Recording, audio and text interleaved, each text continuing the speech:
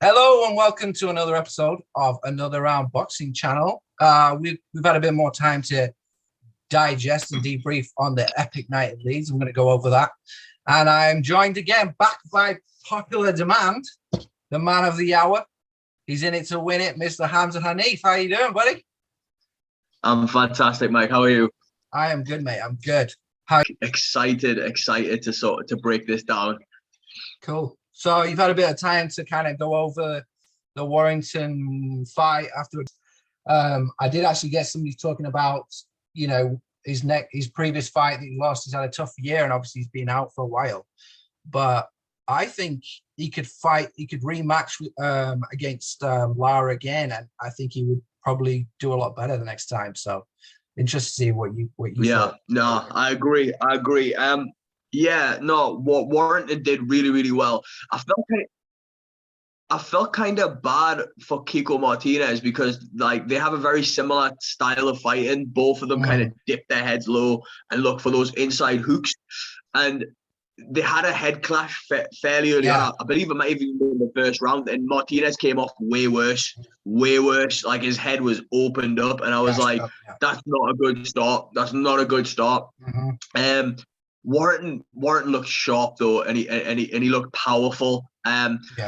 Martinez dished out and sort of did what he could, and I was very surprised to see the jaw break, to see Warrington in a hospital bed the day after, because at times in that fight he absolutely outgunned Kiko Martinez, and the thing is, the ref had to jump in to save him because it was a barrage of punches, but it wasn't just that. There was several moments in that fight where he was barraging him in a similar fashion as well. So it was a really good night for Josh Warrington. I think he was sort of spurred on by the fans. His walkout was one of the best walkouts I've seen in so long. I know I had a couple to drink, but I was on my feet when he was walking out. It was so epic to see, and it was probably one of the best atmospheres I'd seen in a very long time. It was fantastic. Yeah, the Leeds crowd definitely bring it. We talked about ring walks previously, and Tyson Fury is always going to be up there. I might actually do a video on best ring walks, but Josh Warrington, he's got the crowd behind him. It was cool that he brought out Bill with him. Luke Haling's obviously captain of Leeds, and he walked him out. It was a great atmosphere, man. It was amazing. But I think he just outworked Kiko. He just worked him just grinded it, just kept going, did not stop punching. He's out. I'd love to see the stats on his output on his per round, because that it looked pretty impressive. Like his work rate, you can't knock his work rate. And those shots that he throws, they're not just like sort of half power shots. You know what I mean? He puts a lot into those shots. You know, and you could tell by the way Kiko was responding. You know, he was being hurt frequently in that fight. He's got insane cardio to throw punches like that flat out for most of the fight. It's very, very impressive, very impressive. And you touched on something earlier as well, which I'd like to circle back to, was I would love to see him rematch Lara. You know what I mean? I think that's the fight that Josh Warrington gets the most hate for online. I feel like there was a time when before the Lara fight, he could do no wrong. And then online, especially, and now you always see people in the comments of every single one of his videos, anything he puts online, there's always Lara. You know, people are trolling on, obviously, but I would love to see that fight. I think Lara's a great fighter as well. I think Lara's a big, strong guy at the weight, and they have, again, it's going to be a problem when Lara and Warrington do fight, because they have that come forward style. Someone's getting knocked out, and we know that Lara can knock Warrington out, but we don't know it the other way. Warrington, I mean, I feel like he can knock anybody out that way. The way he fights, he overwhelms people. But it's just, if you've knocked out a man before, you can do it again. You can, you know. Yeah, absolutely. I mean, it was a great fight. I was quite impressed, and obviously before we kind of thought it was a bit more even. We kind of predicted it might be a bit more of an even fight, but it was quite one-sided. fully deserved in my book. You could argue the head clash is, and I've got to be honest, it's not something he's not done before. I've seen him in head clashes before, so we wonder if that was just accidental or if that was part of his like game plan. Because Martinez could not see, you know what I mean? Because he had blood coming through over his face. Yeah. Do you know what it is? It's one of those things with the style that he fights with. He leans in forward with his head, and when you're fighting a guy who's a similar sort of height, I think Martinez is slightly smaller than him. Yeah, it's 2 inches like smaller. When he's dipping in as well, it makes it all the more likely that there's going to be a head clash. Yeah. I'll be honest with you, I don't think there was any sort of malice. But I think it's with his style, you're inevitably going to get head clashes. Yeah, it was good. I mean, I'm very, very pleased for Josh Warrington. It's been a very tough year for him. Obviously, he had that loss to Lara, and that took he took a lot of stick for that. And it was kind of, I think he got a lot of abuse. A lot of it probably wasn't that warranted, and then he couldn't fight again because of COVID. And so it was good to see him get his belt back or get one of the belts back. Who do you think he should fight next? What's your kind of, where do you think he should go in the division? What's your kind of, where do you think is the best place for him next, or the next opponent? I think there's only one fight for Josh Warrington, and I think it's the Lara fight. I think I mean Josh Warrington could fight many different people. I mean, he could run it back with Kid Galahad if he wanted to have another big one in the UK. There's loads of things that he could do, but I think he needs to fight Lara, because regardless of who he fights next, the fans, until he fights Lara again and either loses or wins, people are always going to say Lara to him, regardless of who he beats. He's never gonna, fans are kind of fickle in that sense, because people still mention Mayweather to Canelo. So you know what I mean? So it's one of those things where he needs to get that back. He needs to get that back, and that would be massive now, especially coming off the back of a two-time world champion, title on the line. It would be fantastic. I want to see him fight Lara again. Yeah, I definitely agree with you. I definitely want to see him fight Lara again. I'm not sure if that should be his next fight. I saw in the ring after the fight, they had Lee Wood in the ring. It was kind of like, I guess that was like maybe an Eddie Hearn kind of manipulation, like a prop for him to be in the ring at the end of the fight. And from what I read from that, that's not what he wants to do. Warrington wants to fight in Vegas. He wants to fight in the States. That's his preference. He wants to go over to America. And I think, personally, looking at the kind of rankings and everything, I think Leo Santa Cruz would be a great fight for him.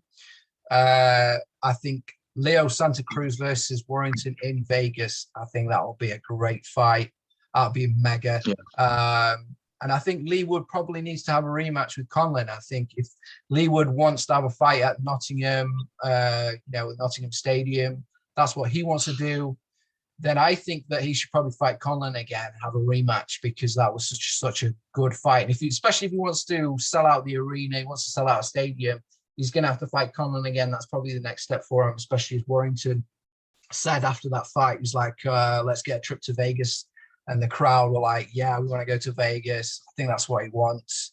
So, I think, maybe a fight with Lara, but I personally would like to see him fight Leo Santo Cruz. Cruz is on paper, he's a far tougher fight than Lara. I don't think it would work out as hard of a fight, but on paper, he's the more decorated boxer.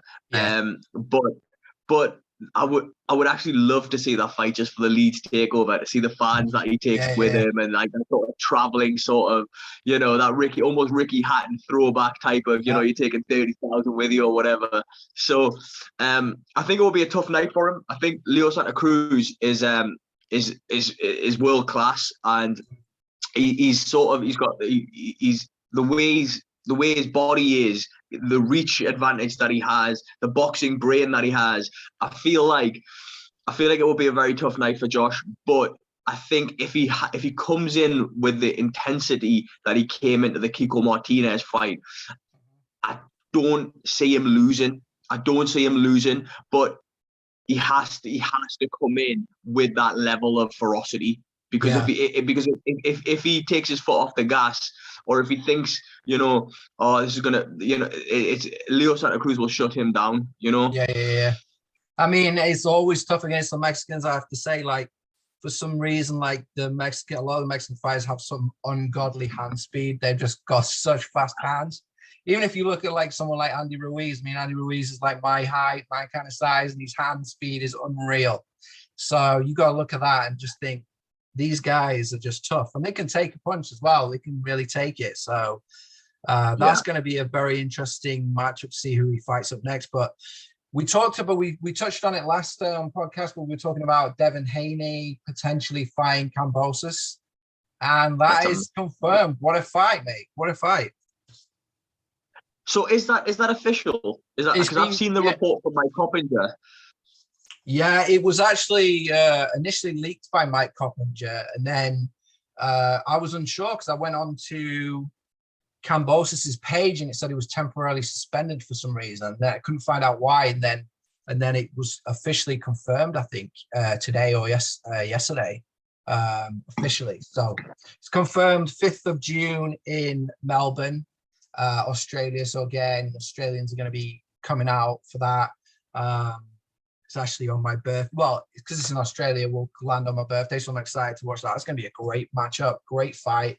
That's good. Two very interesting styles as well. Kambosos is also quite technical. Devin Haney, obviously Devin the Dream Haney.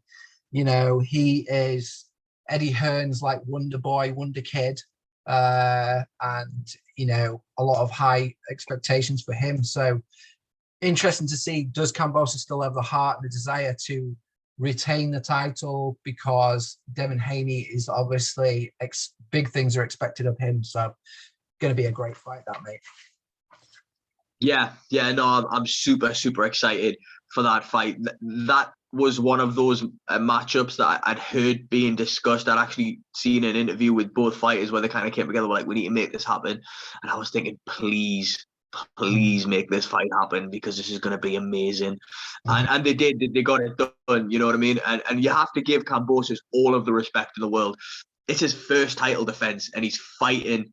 He's unifying against Devin Haney. You know what I mean? So you can't get bigger than that in his hometown.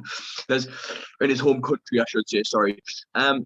There's a couple of things that I think are important. There's going to be a lot of pressure on Kambosos. You have to realize the pressure.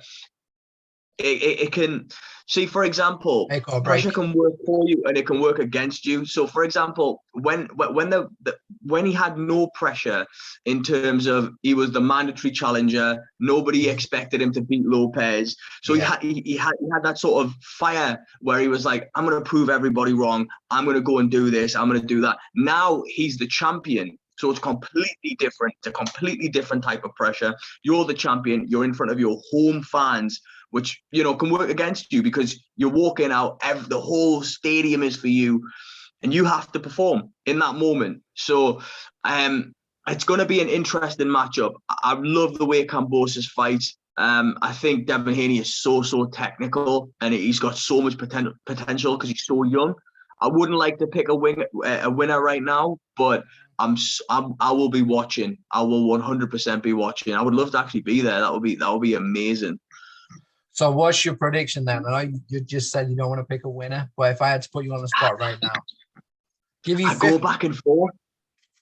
Right? I go back and forth. I can see both. I'll be honest with you, I agree, because I can see both guys winning. I would say Devin Haney on points, or I can see Kambosos getting a vicious knockout just out of nowhere, just coming out with a massive knockout. Big dirty knockout. Yeah, he hits hard, Kambosos. Kambosos hits hard. And it's not even the fact that he hits like really, really hard. He knows exactly when to hit. Like his counters, and he's very technical, as you mentioned. Just so we can have a little bit of heat in this, I'm gonna go Kambosos. on points. I think they will have to engage in. They'll have to go into the trenches at some point. You know what I mean? But I think it will be a very technical fight. I don't see Devin Haney being able to box and move the way he tends to against a guy who is as technical as Kambosos. I think he's going to have to try to outman him at some point, and I think that could be his undoing. Yeah. Well, I'm just going to go the other way then. I'm going to say I think Devin Haney is going to win on points. I think he's just going to outwork him because the guy's just a machine. I agree with what you're saying. If he can easily become undone, but I think he's probably going to box smart. I think he's going to play very safe, and I think he's going to outwork and just stay out of range and win on points. That's what I think. But we'll see. Yeah, I'm interested to see. I wouldn't be surprised if it goes Haney's way, and I definitely wouldn't be surprised if Kambosos can pull it off as well and win that. So I'm excited. A side note about this fight that I thought you might find interesting. Again, I've only seen the Mike Coppinger report on it, so I don't know how true it is, but I thought it was an interesting little side note about this fight. Is with the whole Top Rank situation, with them promoting Devin Haney on a multi-fight deal if he wins. I just thought that was an interesting thing to bring up because that's actually one of the reasons why a lot of big fights don't happen in boxing. And that's one of the things that I have to give massive credit to Devin Haney for, because I think a lot of fighters would have said, well, I really do want the Kambosos fight, but I don't want to be promoted by Top Rank for the next couple of fights. I have a plan for my career that I want to, and I think a lot of people would have just said, actually, well, let me just fight somebody else. Let me defend my title. Let me do something else on my own terms. I thought that was it's a very shrewd move by Top Rank to secure somebody like Haney, but that's the part of boxing that I don't like, the politics side of it, where you're trying to set a guy up for a couple of fights. Just give him the fight. Give him the fight. You promote the winner. It's just and that also. I don't like it. Sorry, Matt. That is a very old school way of doing it. Signing people up for like 2 or 3 fights, 5 fights, 10 fights. That's the kind of Top Rank. Those are the old heads in there. You've got Bob Arum at ESPN. You've got a couple of the other figureheads who are kind of they're a bit old school with the way they do things sometimes. I agree. I don't think that's the best move. Yeah. And also he's not really getting paid a lot. He's taking quite a considerable amount less for that fight because he just thinks he's going to win. So that's interesting. That's why I said Haney, because he's taking the fight on less money and he just wants that fight. So originally, mate, Kambosos was supposed to be fighting Lomachenko. We talked about it last podcast, but obviously, respectively, Lomachenko's, decided to stay in Ukraine to fight. Obviously, water respect to him for that, because that would have been another good fight as well. That would have been interesting to see. Yeah. Lomachenko's looking bigger fish to fry at the moment, it seems. Yeah. Oh man, hope that ends. Anyway, we're not going to talk about that. But did you see the thing with Dillian Whyte? The Dillian Whyte situation on TalkSport? Unreal. Yeah. That was crazy. I'm going to be honest. I love it when Frank Warren gets angry. It's just brilliant. Yeah, he's so funny. He's another one of those old heads of the sport. Yeah. You know what I mean? He's like the 1920s gangster. Like, you what? You're my lawyer. What? Yeah, it was so funny. And that whole situation, he absolutely owned that lawyer, mate. He owned Whyte's lawyer. He was like, what are you telling me? You can't even use your Whyte's image in the poster for the conference and all this stuff. And he's just absolutely hammering him. Yeah. But yeah, if you've not seen it, watch that on TalkSport, because that was hilarious. I thought it was really funny. Yeah. Do you know what it is? I like Dillian quite a lot. Like, I've followed him right from the start, and obviously I love Tyson Fury as well. But I don't understand who this lawyer is. I don't know why. Yeah. Like, I don't know why he doesn't have Eddie Hearn. Like, Eddie Hearn's your promoter. You fight on Sky. You used to fight on Sky. Now you fight on the Zone. You followed Eddie from Sky to the Zone, so you have a relationship with him. And he's like the smartest, sort of most articulate guy in boxing. So why isn't he on talks going against Frank Warren? Like, who is this guy, this lawyer? Because I'll be honest with you, he made Dillian look a bit like a mug by the way he conducted himself. You know what I mean? He got owned. It's another win for Team Fury. Yeah. It's like I didn't get it. I didn't get it. Yeah. And he's been badly advised, really badly advised. You know, he didn't show up to a press conference. We're talking about the biggest fight of your life. That might be the biggest fight of his life. Maybe. He might get some other ones, we don't know, but pretty much we're more than likely saying this is going to be the biggest fight of your life, also the biggest payday of your life. You're being advised. I'm going to say he's being advised because I don't know, but I think he's being advised not to turn up to the press conference. You know, what Frank Warren doesn't want to do anything to do with Eddie Hearn. They've got that whole bitter rivalry, and understandably, I think in order to get that deal done, Eddie Hearn is like not wanted in the picture. So because of that, he's just been really badly advised. And like you say, I think Tyson Fury obviously mentally is winning the mind games already. He's not promoting himself. He's not promoting the fight on his social media. So it's crazy. Yeah. No, I think he's just been badly advised. He definitely should have turned up to the press conference, and you know, it was kind of bad form. But hopefully he'll turn up to the next stuff and promote the fight now that he's signed the contract and everything's done. So yeah. Is there anything else that you wanted to go over or discuss? Because like I said, I'm a fan of Dillian Whyte, and my only hope is that he turns up on fight night and leaves it all in the ring, because I don't think he'll be very well looked at if Tyson Fury blows him out, or he looks terrible, or he just doesn't show up. It's going to be very difficult for him to recover because of the way that he's handled himself in the public's eye, like the way he's not cooperated. He's kind of been a bit ungrateful in terms of the money, even though it's his highest person, and all this type of stuff. I think all of that will be forgotten if he comes in, and even if he doesn't win but turns it into an absolute war, then all of it will be forgiven. If he comes in and sort of shits the bed a little bit, it's going to be a problem for him going forward, I think. Not just shits the bed, mate, but if he doesn't even turn up, because a lot of people are saying, you know, there's so much money on the line, this is so much kind of done. The fight's still going ahead. The undercard's still going ahead. They've thrown way too much money on it. So hopefully he does give a good show of himself, but if he doesn't even turn up, there's going to be somebody else very quickly to replace him. So at the end of the day, I think he needs to step up now and start promoting it a bit and doing a bit more and promoting himself.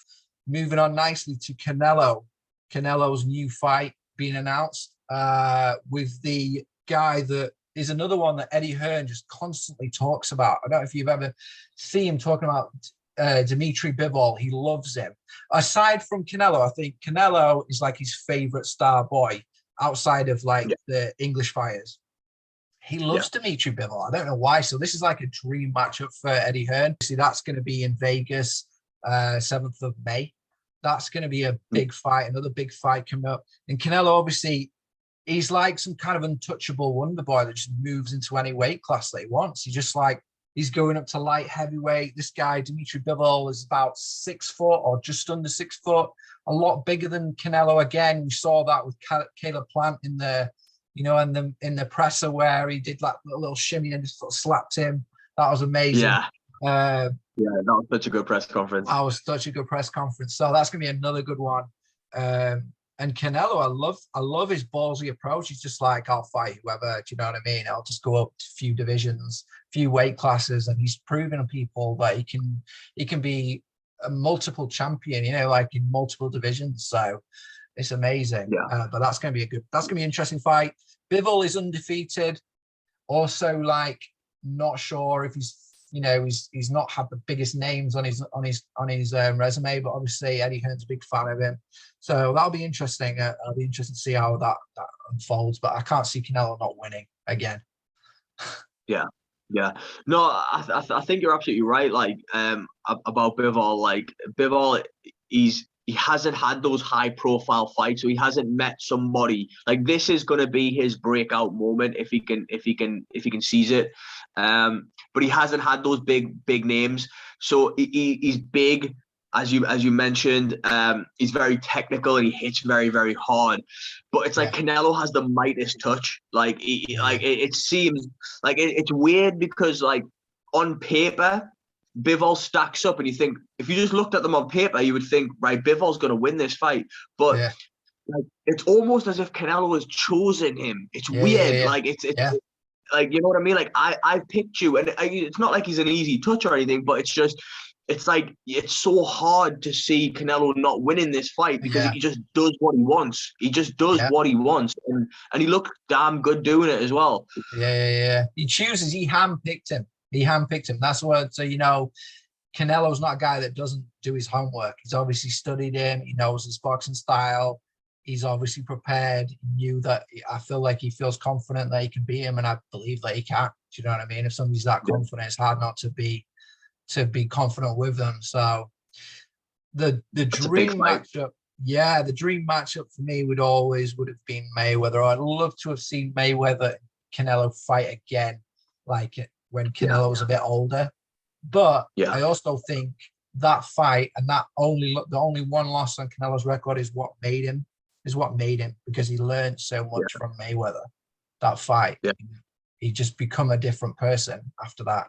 Yeah, absolutely. I mean, I think Mayweather, I mean, to be honest with you as well, Mayweather's that's not really Canelo's weight class, to be honest with you. Like, Canelo was dead at the weight. He was absolutely dead at the weight. And his age obviously played a factor as well. And plus, obviously, Mayweather's just a genius fighter, a once in a lifetime type of a fighter. So it's like, it's one of those where if they ran it back, I feel like, I've always thought this, Mayweather would suck him down to 147 pounds. And the Canelo that we see now, who is powerful and is hurting guys, he's breaking Billy Joe Saunders' face, like, you know what I mean, with a single shot, like that Canelo can't fight at welterweight, you know what I mean? So it's it's one I would like to see run back if Mayweather was slightly larger. But I think what Canelo took from that he's been able to build this legacy off the back of that defeat, you know what I mean? Yeah, I would say he's probably the hardest working guy in boxing. I mean, you gotta give it to him because he just studies, he's nonstop, and that fight made him the guy that he is.